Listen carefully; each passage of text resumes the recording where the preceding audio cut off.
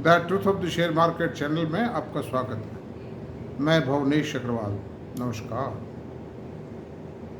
दोस्तों, आज हम एक ऐसा वीडियो बनाएंगे कि जो शेरों के शेर पर चर्चा होगी। मतलब जिनके पास में हजारों लाखों करोड़ के शेयर हैं, उनके शेयरों पर चर्चा। वो तो चुपचाप ही बढ़ रहे हैं, कोई ज़्यादा हल्ला गुल्ला ही नहीं, ठोस चीज़ है एकदम से, सोने की बिस्कुट की तरह से, और उसमें कोई कमी नहीं आने वाली, वो कभी पीछे नहीं होने वाला है। पूरा देश, जो भी लोग समझते हैं शेयर बाजार को, थोड़ा बहुत समझते हैं, ज़्यादा तो नहीं समझते। हर आदमी, बहुत से लोग बहुत भी ज़्यादा भी समझते हैं, लेकिन आम जो आदमी शेयर बाजार से भी इंक्लाइंड है ना, वो इतनी नॉलेज नहीं रखता है। मतलब धीरे धीरे आएगी। शुरू हुआ है ये कार्यक्रम पिछले 10-15 सालों में, और ज़्यादा कोरोना काल से शुरू हुआ, जो 3 करोड़ डीमेट अकाउंट से बढ़ के 14 करोड़ डीमेट अकाउंट हो गए। और म्यूचुअल फंडों का जो अलग से डायरेक्ट इन्वेस्टमेंट जो करते हैं लोग, वो तो बहुत है, वो भी लाखों कहते हैं। म्यूचुअल फंड इंडस्ट्री इस देश में पहले यूनिट ट्रस्ट ऑफ इंडिया थी, उसमें लगाते थे लोग, बाकी और तो कोई म्यूचुअल फंड था ही नहीं। LIC थी, इंश्योरेंस कंपनी, ये डायरेक्ट इन कंपनियों में डायरेक्ट एज ए शेयर नहीं इन्वेस्ट करते थे। ये जो पैसा प्रीमियम का लेती थी लोगों से, उसको अपने हिसाब से इन्वेस्ट करती थी, अपने हिसाब से उसके प्रॉफिट का डिस्ट्रीब्यूशन करते थे, उसी हिसाब से खर्चे होते थे इनके, वो एक अलग बात थी। लेकिन शेयर के लिए बस वो यूलिप वगैरह थे, यूनिट्स थे, उसमें से कुछ पैसा बॉन्डों में लगाते थे, कुछ शेयरों में लगाते थे। सबसे जो पहला शेयर था यूनिट ट्रस्ट ऑफ इंडिया का प्योर इक्विटी के लिए, वो था मास्टर शेयर, जो अभी भी है, मौजूद है और अच्छी शेप में है। एक दफ़ा तो डूब गया था, 10 रुपये में आया था, 2.5 रुपये रह गए थे उसके। तो ये 93-4 के आसपास शुरू हुआ था ये रिवोल्यूशन, जब मनमोहन सिंह जी देश के वित्त मंत्री थे और नरसिंह राव जी देश के प्रधानमंत्री थे। अब कोई ये कहे कि साहब आप तो कांग्रेसी, आप तो भाजपी हो, मतलब अरे भाई, मैं तो नरसिंह राव की बड़ाई कर रहा हूँ, राजीव गांधी की बड़ाई कर रहा हूँ। मैं बुराई करता हूँ तो राहुल गांधी के लिए कहता हूँ, मैं उसकी बुराई नहीं करता हूँ। मैं उनके लिए सिर्फ ये कहता हूँ, राहुल गांधी को ये नाटकबाजी सब छोड़ करके पहले तो अच्छी एजुकेशन ले लें, एडमिनिस्ट्रेशन को, अर्थव्यवस्था को समझें, पहले देश का विकास कैसे किया जा सकता है। ये जो शेड्यूल्ड कास्ट और दलित और किसान और अल्पसंख्यक और ये सब छोड़ के उनको एक अच्छी ठोस एजुकेशन लेनी चाहिए। 1-2 साल में आ जाएगी अगर वो मेहनत करेंगे तो। अगर वो 2 घंटे रोज़ाना एक किसी MBA इंस्टीट्यूट के अच्छे से आदमी को, या मैकेंसी है, डेलोलाइट है, इनके जो अच्छे इकोनॉमिस्ट हैं, या फिर ये जो क्रिसिल है, केयर है, इनके भी जो इकोनॉमिस्ट है, रिटायर्ड है चाहे वो, उनसे इनको सीखना चाहिए। मेरी यही राय है। राहुल गांधी बुरे आदमी नहीं हैं, अच्छे हैं, हमारे लिए विपक्ष के नेता हैं, सम्मानीय हैं, लेकिन उनको थोड़ा ट्रेनिंग लेनी चाहिए, ताकि एक तो उनकी जो भाषण है उसमें वो चूक जाते हैं, वो गलतियां नहीं होंगी। वो जो ऐसा ठोस भाषण देंगे ना, जैसे मोदी जी देते हैं, तो इनका भी रुतबा चढ़ जाएगा और देश का कल्याण भी करेंगे। भाई पावर में तो हैं ही, इतने बड़े घराने के बेटे हैं आखिरकार, चाहे ज्ञान कम है लेकिन आ जाएगा ज्ञान अगर मेहनत करेंगे तो। लेकिन बस अफसोस की बात ये, इन्होंने मेहनत नहीं की, इधर उधर की ऊपरी टोका टाकी की है। तो खैर एनीवे, अब आज जो हमारा मुख्य विषय है प्रश्न का, जो मैंने बैकग्राउंड बताई है, हम म्यूचुअल फंडों के जो शेयर हैं, उन म्यूचुअल फंडों के शेयरों पर चर्चा करें। एक इतनी चट्टान के माफिक ठोस चीज़ है, और मार्केट के एनालिस्ट कोई छोटी मोटी दबी जबान से जिक्र तो करते हैं इनका, और ये शेयर बढ़ रहे हैं, मतलब एप्रिसिएशन दे रहे हैं, फर्स्ट क्लास दे रहे हैं मतलब। तो अब इन पे चर्चा करते हैं। देखिए, सबसे टॉप म्यूचुअल फंड है SBI, उसका शेयर लिस्टेड नहीं, वो बस खाली स्टेट बैंक ऑफ इंडिया की सब्सिडरी कंपनी है। IPO आ सकता है, कभी भी आ जाएगा। उसका टोटल मार्केट कॉर्पस है 9.19 लाख करोड़ रुपए, बहुत होता है, यानी 2.5% of the total Indian market capitalization. बहुत बड़ी बात है, 2.5%। खाली एक म्यूचुअल फंड होल्ड कर रहा है, उसमें 10 स्कीम है, 10-15 स्कीम है, मतलब लेकिन अकेला एक एसेट मैनेजमेंट कंपनी 2.5% होल्ड कर रही है। अच्छा, अब उससे नेक्स्ट जो है सेकंड, वो ICICI म्यूचुअल फंड है, ICICI प्रूडेंशियल ICICI,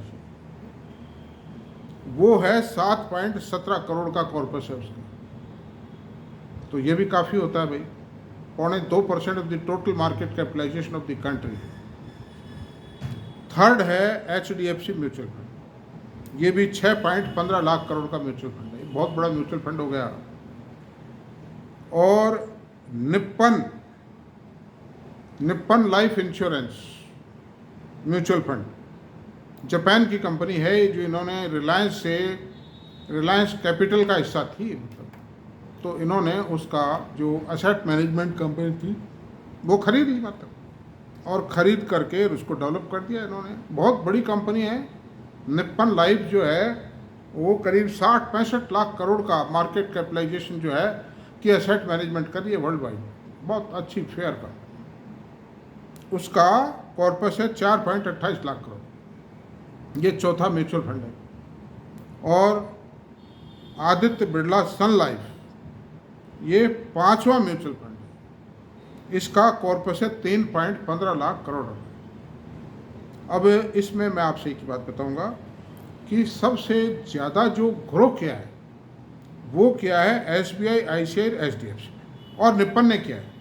निप्पन ने जब ये कंपनी खरीदी थी रिलायंस से, 2 लाख करोड़ का इनका असेट अंडर मैनेजमेंट थी, AUM कह सकते हो शॉर्ट में, असेट अंडर मैनेजमेंट। SBI की इनकी सबकी बस आधी थी आज के मुकाबले। तो ये करीब 5 सालों में डबल हो गया। और डबल होने के 2 कारण, एक तो लोगों का इंक्लिनेशन बढ़ा है कि 23,000 करोड़ रुपये महीने की तो SIP आ रही। दूसरा, कम से कम 25,000 करोड़ रुपया लमसम भी लगता है, कॉर्पोरेट्स लगा रहे हैं, HNI लगा रहे हैं और NRI लगा रहे हैं। तो इन तीनों का मिला करके, और जनरल पब्लिक भी लगाती है लमसम। जैसे मेरे पास भी मान लो 2 लाख रुपए पड़े, सपोज करो, मैं नहीं लगाता हूँ लमसम, 2 लाख रुपए पड़े मान लो मेरे साथ, लगा दिए एक साथ म्यूचुअल फंड में। कोई कहता है FDR क्या कराओ, म्यूचुअल फंड में लगाओ यार। तो 2 लाख, इस तरह से 50,000 करोड़ रुपीज़ पर ईयर का फिगर करीब इनका है, meaning by 6 lakh per year. अब मान लीजिए इनका मान क्या है ही, मतलब 60 लाख करोड़ का टोटल कॉर्पस है म्यूचुअल फंडों का, जिसमें डेट और इक्विटी दोनों है। अब उसमें 6 lakh crore rupees per year हो गया ना, 50,000 रुपये महीने से। तो 10% की ग्रोथ आई। 10% की ग्रोथ तो by way of contribution received from public, या और आप ये मान के चलिए 15% पर ईयर जो है ना इनका कॉर्पस की वैल्यू बढ़ेगी। तो 25% सालाना की बढ़त हो गई।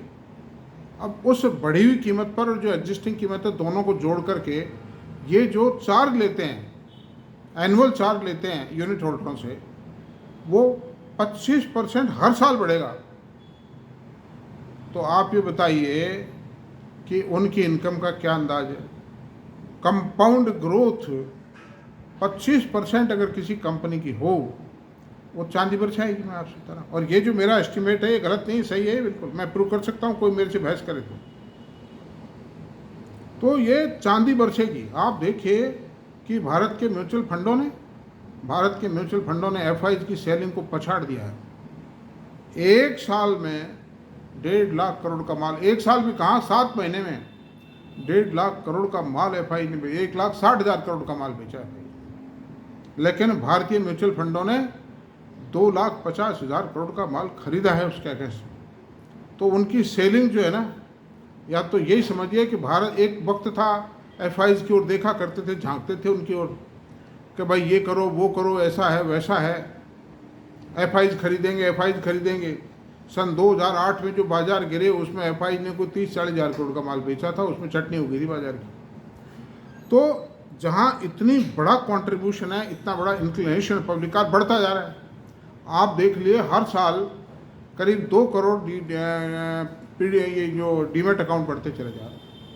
CDSL का शेयर जिसको कोई पूछता नहीं था, आज वो शेयर 2700 रुपये का रेट है, बोनस दे रहा है वो शेयर, फर्स्ट क्लास। तो अंडर दीज सर्कमस्टेंसेज 25 आज फर्स्ट क्लास डिविडेंड दे रहे हैं। फर्स्ट क्लास मतलब 25% की ग्रोथ। HDFC ने कितनी ग्रोथ दी? 30%, 28% दी। आज मतलब इन्फोसिस ने कितनी ग्रोथ दी? 25%, 20%। जब जवान था ये। ICICI बैंक ने तो खैर इतनी ग्रोथ दी ही नहीं, एक्सिस बैंक ने दी है फिर वो ग्रोथ। और ये जो बजाज ऑटो है, एशियन पेंट है, ये भी रेगुलर ग्रोथ तो नहीं देते हैं, लेकिन ये तो रेगुलर देंगे आपको। तो इनकी प्रॉफिटेबिलिटी का कोई अंदाज नहीं। इनके पी रेशियो भी आज कंट्रोल में। तो अब हम चलते हैं इनकी फिनेंशियल्स की तरफ। 3-4 कंपनियों की फिनेंशियल्स मैं बताऊंगा आपको। आप कृपया कागज़ पेन लेकर प्लीज़ नोट कर लिया करें। आप ये जो कई लोग मुझसे कहते हैं कि साहब आप इस पर स्क्रीन पर दिखाया करो, मैं कहता हूँ, मैं ये कहता हूँ, मैं खुद देखता हूँ जो वीडियो बनाते हैं लोग, वो स्क्रीन पर दिखाते हैं, मैं पढ़ ही नहीं पाता, चश्मा लगाने के बाद नहीं पढ़ पाता। और वो ठहरता कितनी सी देर है, आपको 2 सेकंड, 4-5 सेकंड, 3-4 सेकंड ठहराते हो, आप पढ़ ही नहीं सकते, उसमें इतने बारीक अक्षर है नहीं। आप चाहे कंप्यूटर पर कर लीजिए, चाहे टीवी पे ले लीजिए उस यूट्यूब को, तो भी नहीं पढ़ सकते, समय नहीं है ना। आप आराम से पढ़िए, मैं साइट बता रहा हूँ, स्क्रीनर, moneycontrol.com, उन पर आराम से तसल्ली से पढ़िए। एक बार नहीं 10 पे पढ़िए उसको। कंपनी का नाम मतलब पढ़ना चाहिए कि ये ग्रोथ ओरिएंटेड कंपनी है। सबसे बड़ी बात ये कंपनी को सर्च आउट कर लेना, और हमारी तरफ से ये कहना, हाँ भाई ये तो कंपनी तो अच्छी है, मतलब बहुत बढ़िया है, पोटेंशियल बहुत है इसमें। ये रिकमेंडेशन नहीं है, मैं जो कुछ करता हूँ एजुकेशन पॉइंट ऑफ व्यू से करता हूँ मतलब। तो आप देखिए कि ये दिस इज द पोजीशन। अब हम सबसे पहले चलते हैं निप्पन लाइफ म्यूचुअल फंड की तरफ, AMC। इसका मार्केट कैपिटलाइजेशन 43,393 करोड़, और आज इसकी जो प्राइस है वो 687 रुपये, और 52 वीक लोएस्ट 308 रुपये, यानी 308 से ये बढ़ करके 687 हो गया, मोर देन डबल हो गया एक साल में। अब आप देखिए इसका जो प्रॉफिट है वो 436 रुपये का पी रेशो है इसका। 415 रुपये से 1107 रुपये हो गए, नहीं प्रॉफिट हो गए। प्रॉफिट इसका 415 करोड़ रुपए कब था? सन 2020 में, वित्तीय वर्ष 2020 में। अभी 1107 करोड़ हो गया। बढ़त कितनी आई? 166.74% ग्रो किया 5 साल में प्रॉफिट ने। ये CAGR बढ़ती है करीब 39.5% की। अब EPS जो है क्या है? EPS इसकी 6 रुपये 78 पैसे से 2020 में 6 रुपये 78 पैसे EPS थी, वो EPS आज 19 रुपये 14 पैसे है, यानी EPS ट्रिपल हो गई। और इस क्वार्टर की जो लेटेस्ट जून क्वार्टर की EPS आई वो 5 रुपये 26 पैसे आई है। उस हिसाब से इस साल की EPS आएगी करीब 22 रुपये। फर्स्ट क्लास डिविडेंड देती है कंपनी, 70-80% डिविडेंड के रूप में बांट देती है। तो ये तो पोजीशन ये रही। ग्रोथ फर्स्ट क्लास, ग्रो किया है ना, मैंने आपसे बताया। ये ग्रोथ बता दें 166.74%, यानी 3.25 गुना हो गया वो पैसा जो प्रॉफिट था। अब भाई ये HDFC asset management company, this is the best company in the mutual fund industry. इसका मार्केट कैप 90,051 करोड़ रुपया, लार्ज कैप है ये। निप्पन मिड कैप था। इसका पी रेशो 43.4 है। इस मार्केट में ज़्यादा नहीं है, इनमें रिस्क है ही नहीं इन शेयरों। भाई पी रेशो जब गिरावट आएगी बाजार में, बाजार झटका खाता है, 10 पॉइंट गिर जाएगा थोड़े टाइम के लिए, और क्या होगा? पी रेशो वापस खड़ा हो जाएगा। बल्कि मंदी के अंदर इन्वेस्टमेंट ज़्यादा आएगा म्यूचुअल फंड, तो इनकी तो प्रॉफिटेबिलिटी बढ़ेगी ना भाई। हाँ, there is a very bright chances of increasing their profitability. हालांकि ये खाली कयास हैं, कोई कंफर्म नहीं है मतलब ये बातें, लेकिन ये अध्ययन की है, स्टडी इसी तरह की जाती है, स्टैटिस्टिकल एस्टिमेट इसी तरह लगाई जाती है। जो बड़ी बड़ी कंपनियां हैं, जो ये जेफरीज है, मॉर्गन स्टैनली, ये आप टीवी पे देखते हो, फला शेयर इतना हो जाएगा, ये टारगेट, वो गायब करती हैं, इसी तरह एस्टिमेशन करती हैं। और अब आप देखिए इसका जो प्रॉफिट है सन 2020 में 1262 करोड़ रुपये, अभी 2024 में 1946 करोड़ रुपये हो गया। इसमें 54% की बढ़त आई है 5 साल में। ये थोड़ी कम आई, उसका कारण था कि बीच में इनके जो CEO और MD थे वो थोड़ा कमज़ोर आदमी थे, तो उन्होंने दोनों ने एक साथ रिजाइन कर दिया। उसके बाद नवनीत मनोज साहब आए हैं, उन्होंने धुआंधार ग्रोथ शुरू की है इसमें, और उसमें एकदम से ये जो बढ़त आई है 54%, इनके टाइम पर ही, इनके आने के बाद ही आई, मतलब वरना पहले नहीं थी मतलब। और इसका जो प्रॉफिट है, इसकी जो ईपीएस है 43 रुपये, ये पी रेशो बताया था इसे, और ईपीएस 97 रुपये, 97 रुपीज़ ईपीएस है, जो 59 थी सन 2020 में, तो 59 से बढ़ के 97। इसके भी ROE 29.5% है, प्राइस 4216 रुपये आज की तारीख में। यूटीआई एसेट मैनेजमेंट कंपनी, इसका मार्केट कैपिटलाइजेशन 13,258 करोड़ रुपए है, प्राइस 1,041 करोड़ रुपए है आज की तारीख में, और एक साल के अंदर अंदर ये लोएस्ट प्राइस 736 है, यानी यूँ मानिए 736 से 1,041 करोड़ रुपये। इसका पी रेशो बहुत कम है, 16.9% पी रेशो, नहीं 16.9 rupees P ratio, 9.9 P ratio है। 16.9 का पी रेशो तो कुछ भी नहीं है इस बाजार में, आप समझिए। और इसका जो प्रॉफिट ग्रोथ है, इसका जो प्रॉफिट था 275 से 842 हो गया 5 साल, सन 2020 में 275, आज की तारीख में 842 करोड़ रुपये प्रॉफिट आया। सन 2024 का 206% बढ़ गया, यानी 3 गुणे से भी ज़्यादा हो गया प्रॉफिट। यानी अब ऐसा है दोस्तों, ईपीएस 21 रुपये 41 पैसे थी सन 2020 में, वो आज की तारीख में 60 रुपये ईपीएस। अब आप बताइए 60 रुपये ईपीएस आज किसी मल्टीनेशनल कंपनी की हो, हिंदुस्तान लीवर की 60 रुपये ईपीएस नहीं है, मतलब क्या भाव है उसका, 2,500 रुपये का भाव है मतलब। और इसमें तो अशोर्ड ग्रोथ है, हिंदुस्तान लीवर में तो ग्रोथ है ही नहीं अब इस समय। ब्रिटानिया का क्या रेट है बताइए आप, ब्रिटानिया की क्या पोजीशन है, क्या ईपीएस है, क्या है, पी रेशो है 100 का, ROE 18.6%। तो ये सबसे लोएस्ट पी रेशो का शेयर है, और इसमें कोई कमी नहीं है। और इसका जो मैं आपसे बताऊं, जो टोटल कॉर्पस है 2.86 लाख करोड़ रुपए का, वो भी कोई कम नहीं है, उसमें ग्रोथ आई है, खूब फर्स्ट क्लास ग्रोथ आई है। अच्छा, अब चलते हैं बिरला सन लाइफ। ये सुस्तनाथ मैनेजमेंट है, लेकिन फिर भी ठीक ठाक है, बढ़िया तो नहीं कहा जा सकता, मतलब यूँ मानो ये सबसे वर्स्ट है चारों कंपनी, जो लिस्टेड 4 AMCs हैं उनमें सबसे खराब है, सबसे खराब है या सबसे कम अच्छा है माना। इसका जो आज की तारीख में प्राइस है 709 रुपये है, 382 रुपये लोएस्ट रेट था 52 वीक में, 5 पेड अप वैल्यू है इसकी, फेस वैल्यू 5 रुपीज़। इसका पी रेशो 24.6 है। इसका ग्रोथ प्रॉफिट, इसकी जो प्रॉफिट ग्रोथ आई है वो 494 से 780 करोड़ रुपये, 57.89% ग्रोथ आई है 5 साल में। तो HDFC के बराबर तो आ गई, लेकिन HDFC का जो मैनेजमेंट है वो बहुत स्मार्ट मैनेजमेंट है। वो तो 2 साल, वो जो CEO जो चीफ इन्वेस्टमेंट ऑफिसर थे, उनकी सुस्ती के कारण ऐसा हो गया था, अब ऐसा नहीं होगा।